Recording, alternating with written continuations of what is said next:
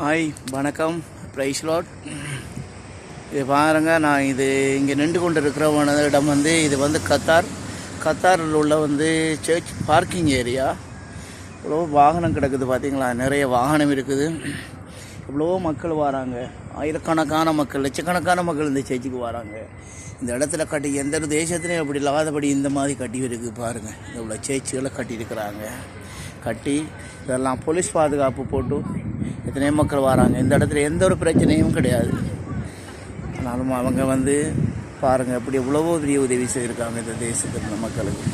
வேலைக்கு வந்தது மாத்திரமில்லை, நாங்கள் தேவனை ஆராதிக்கும்படி, தேவனை தேடும்படியான காரியங்களை செய்து கொடுத்துக்கிறாங்க. எங்களுக்கு இந்த தேசம் ஆசீர்வதிக்கும்படி இந்த தேசத்துக்காக ஜெபம் பண்ணணும். எல்லாரும் இந்த தேசத்து மக்களும் ரட்சிக்கப்படணும்.